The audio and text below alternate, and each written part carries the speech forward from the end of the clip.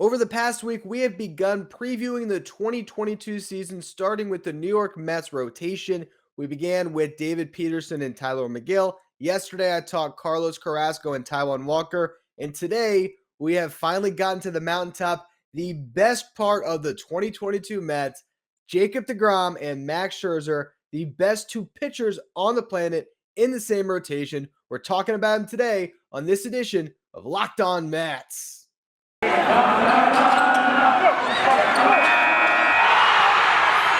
are Locked On Mets, your daily New York Mets podcast. Part of the Locked On Podcast Network, your team every day.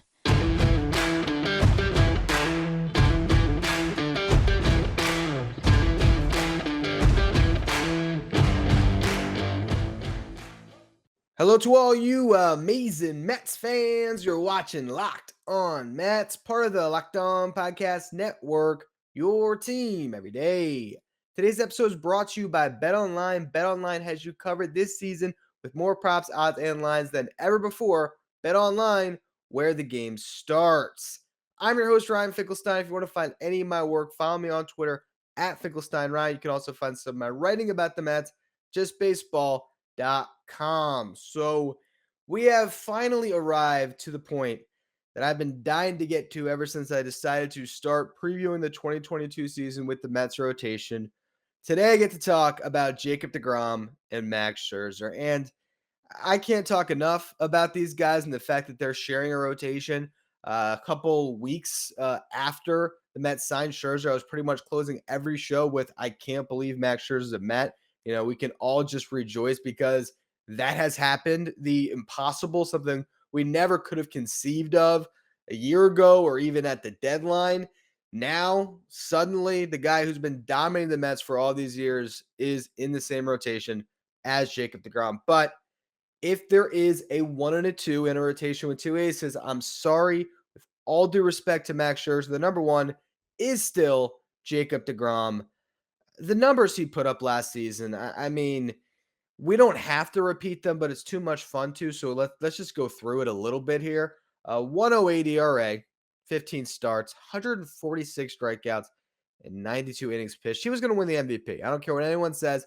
If deGrom stayed healthy throughout that second half, also if the Mets had played better in the second half, which they would have had they had deGrom, to me, he was the front runner at the All-Star break to be the league MVP, because not only was he doing it on the mound, but he was doing it this bad as well. And you just look at the Mets record when he was on the mound and when he was off the mound, and nobody was more valuable than Jacob deGrom in that first half of the season. You look at his strikeout per nine rate, right? 14.28 strikeouts per 9 innings. That would have been the best mark in baseball. Obviously, he was not a qualified pitcher because he didn't pitch in that second half. The league leader was Corbin Burnes at 12.61. Here is something that is just ridiculous, though. Jacob deGrom, along with striking out more batters than anyone, he also wasn't walking anyone. His strikeout to walk ratio, just drink this in for a second. His strikeout to walk ratio, 13.27. He was striking out a baker's dozen for every time he'd walk a batter.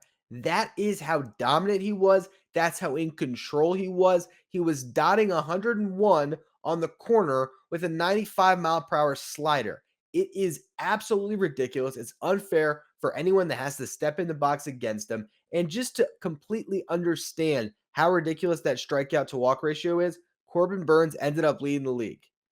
His strikeout to walk ratio was 6.88. 6.88 compared to 13.27.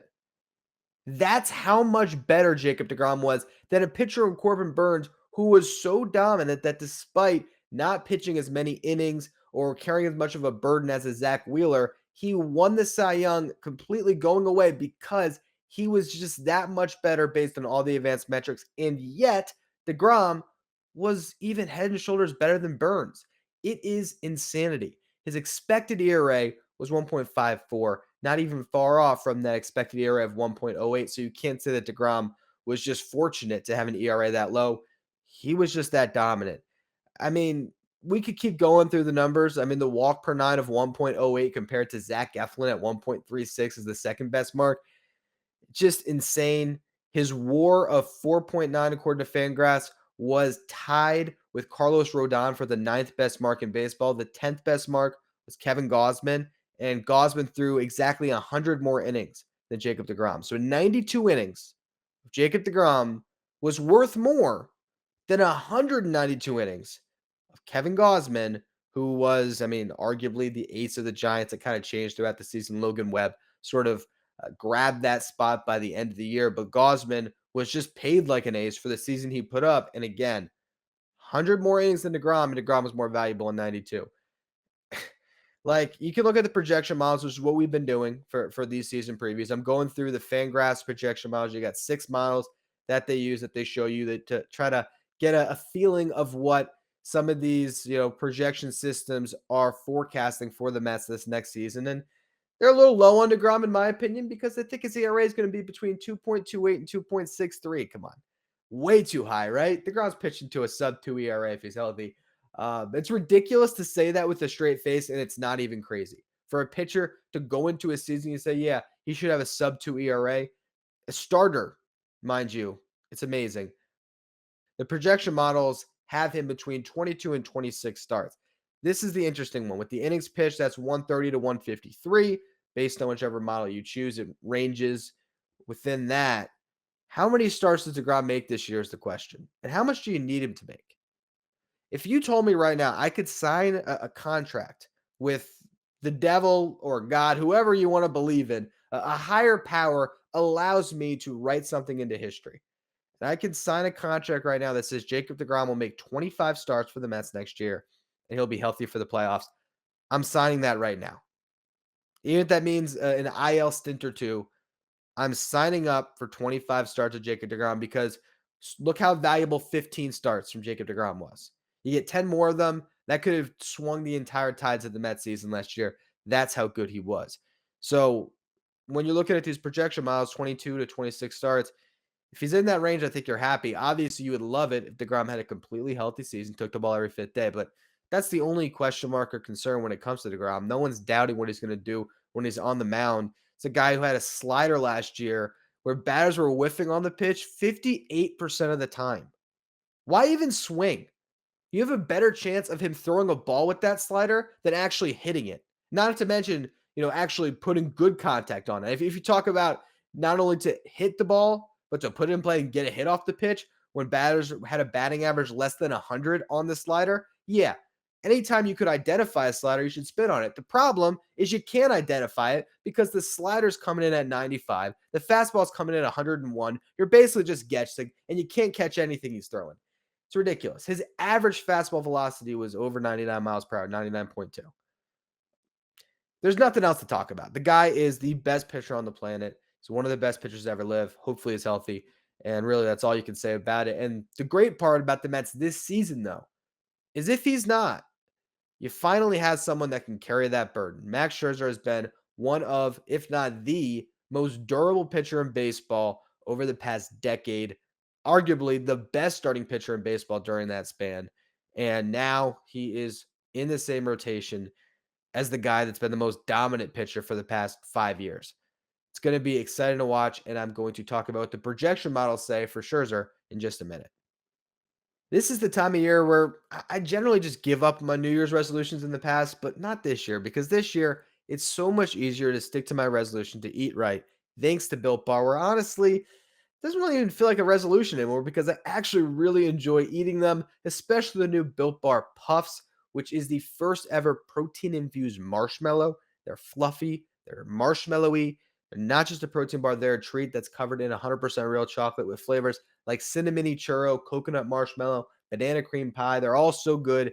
There's going to be a new favorite, regardless of which one you try. You are going to love the puffs. And if you just want to go with the originals, Built Bar's great flavors like mint brownie, coconut almond, white chocolate cookies and cream is new for this month, and it is absolutely delicious. I've already ordered my second box because the first one was just not going to hold me over. I wanted to make sure I got them while they had them. So if you want to try the white chocolate cookies and cream or any other Built Bar, go to Built.com. Use the promo code LOCK15. You're going to get 15% off your next order. Again, that's promo code LOCK15, 15% off at Built.com. This episode is brought to you by Rock Auto. With the ever increasing numbers of makes and models, it's now impossible for your local chain auto parts store to stock all the parts you need.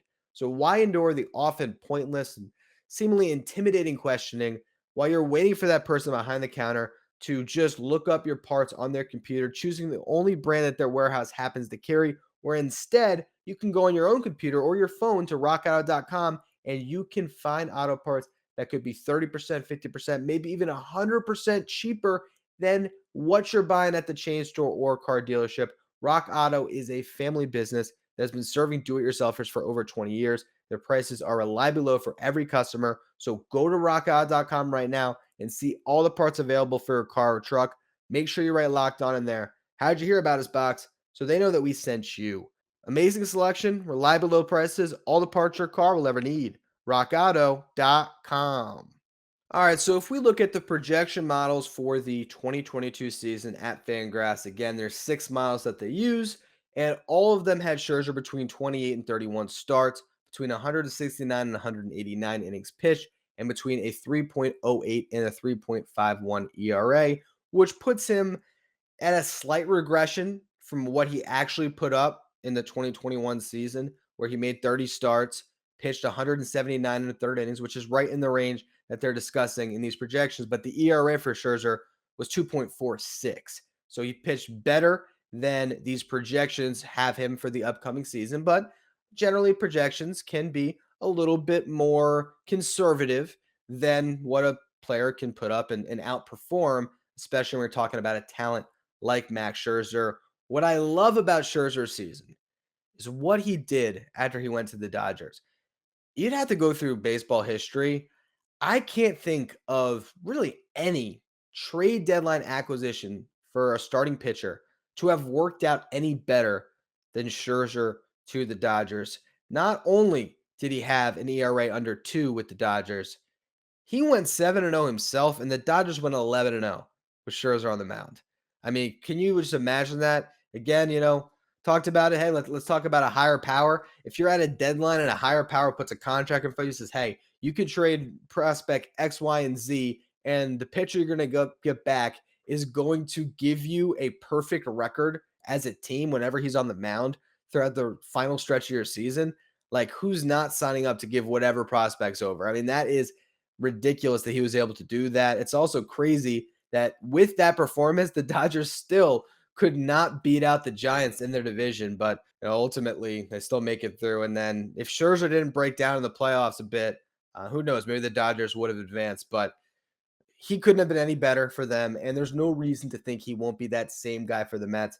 He has just continuously dominated. And what he did this past season when it comes to leading the league is he led the league in whip, which obviously comes with limiting hits and walks. And he led the league in hit per nine and walk per nine rates.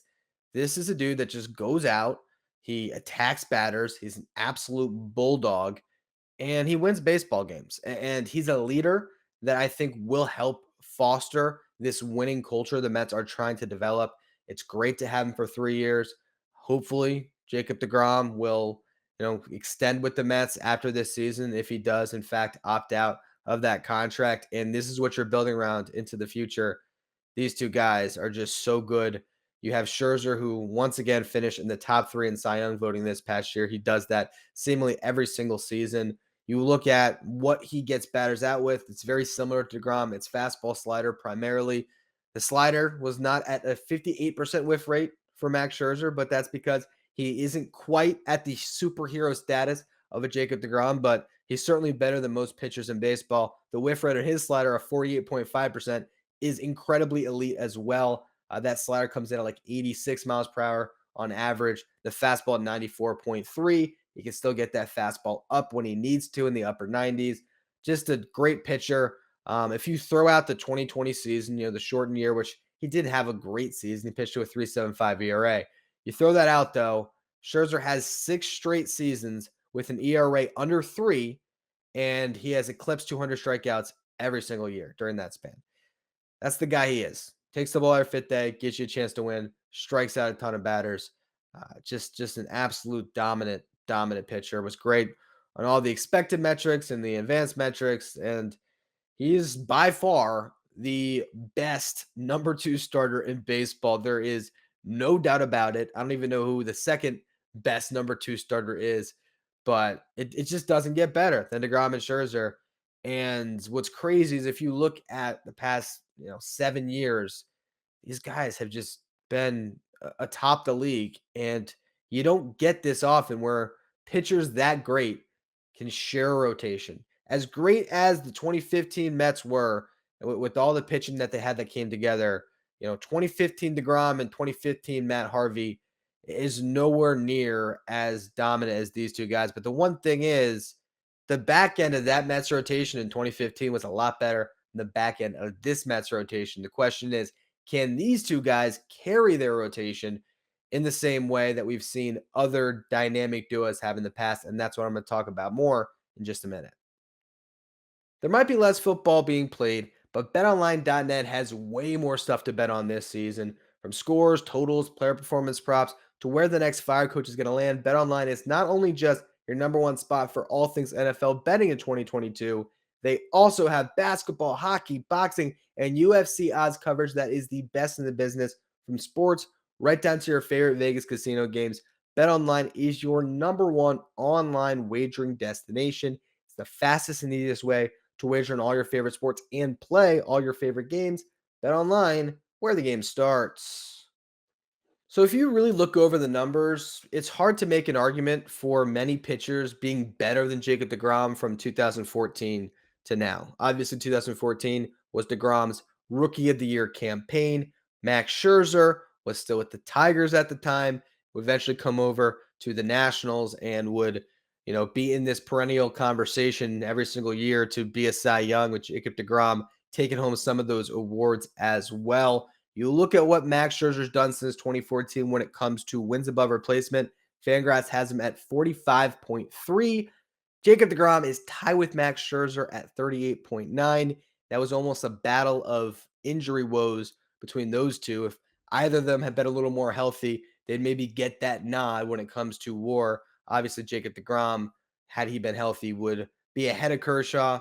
Kershaw had got injured down the stretch as well. Kershaw is also the only pitcher with a better ERA than Max Scherzer and Jacob deGrom since 2014 at 2.39. deGrom is second at 2.50, and then you have Scherzer at 2.81. Scherzer has led the league since 2014 in starts made, 233 starts. John Lester just behind at 231. Zach Greinke behind that at 229. And then Kyle Gibson, shockingly, at 220. Just a guy who's found a way to stay in rotations, I guess. You look at innings pitched, and it's not even really close. Max Scherzer at 1,517 and 2/3. That is better than Zach Greinke, who's in second with 1,440 and a third. So Max Scherzer, again, has been the preeminent workhorse that just goes out and dominates. And now you have Jacob deGrom also in the same rotation as him, who has been just untouchable since the 2018 season. So the two of them together is enough. Like, I don't care who your back three are. Let's just say it's David Peterson, Tyler McGill, and Trevor Williams, which it won't be, but let's just say that happens. The Mets could still win the division if deGrom and Scherzer are healthy. I've already made this comparison a lot. I talked about on yesterday's show. Kurt Schilling and Randy Johnson. When the two of them were together, it didn't matter who was behind them in the rotation. If you have two Cy Young candidates in your rotation will be incredible. It's that simple. So you upgrade from Marcus Stroman to Max Scherzer. You hope that you get an upgrade with deGrom in just being more available next season. And I know there has been this big, pushback on what is deGrom going to bring you next year. You can't count on it for anything. That's sort of the narrative I've seen at times from fans and even some pundits, where it's just, where's deGrom going to be at? And there's so many concerns that have arisen from this past season. You look at the larger sample of his career, deGrom has been healthy. I mean, this notion that deGrom's an injury-prone player based on one season, to me, it's an overreaction. And yes, it is a concern. Absolutely. It might be the biggest concern, just in the fact that his impact is that significant. But now you have gotten yourself the best insurance policy possible in Max Scherzer. And so between the two of them, you can find your way through a season. If you have to make a trade to acquire another starter, as I talked about in yesterday's show, you can. But this rotation is in incredible shape because of that two-headed monster. It's just that simple. And, I just referenced Zach Greinke when it comes to starts and innings pitched since 2014. He's up there in ERA and a lot of other categories as well. Because of that durability, I continue to harp on this. He makes a lot of sense to me. I don't think the Mets are going to go that route. It seems like they might have their eyes on other pitchers as opposed to Zach Greinke. Who knows if Greinke would want to come to the Mets, but to me, I still look at Greinke as the guy that I'm going to campaign for until it becomes an improbability or impossibility until he signs elsewhere, where I think he's the guy that can slide into this rotation and just give you another arm to count on. But as we have gone through now, it's the third show previewing the Mets starting rotation. There has been a lot of talk throughout the offseason about why this is an area the Mets had to continue to improve, but I don't know if there has been enough time harping on the massive improvement they've already made. You're spending $43.3 million in the 2022 season for a reason because you were able to land a pitcher like Max Scherzer that changes all of the math on your team. And that is honestly the one thing I think all of us are most looking forward to about the 2022 season, seeing Jacob deGrom take the ball on opening day. And if the Mets get a loss in that game, guess who's taking the ball in game two? It's Max Scherzer. It's just an embarrassment of riches. Anyway, though, that's going to be all for today's edition of Locked On Mets. Not sure if we'll have a show for you on Wednesday. I'm actually recording this a little bit ahead of schedule. I'm out of town this week. If there is news, I will address it. Otherwise, we got two more shows to close out the week for you on Thursday and Friday. On Thursday, we have the 5 worst trades in Mets history for a Throwback Thursday. And then on Friday, we have another farm report with Jordan Grossman as we're going through our top 20 prospects in the Mets farm system. As always, thank you for listening. Make sure you follow, rate, and review wherever you get your podcast. Make sure you follow me on Twitter at Finkelstein Ryan. Follow the show at Locked On Mets. Thank you for making Locked On Mets your first listen every day. Now for your second listen, check out Locked On Bets, hosted by your boy Q and handicapping expert Lee Sterling. Locked On Bets is where you want to go for all your daily gambling needs. You can follow Locked On Bets wherever you get podcasts.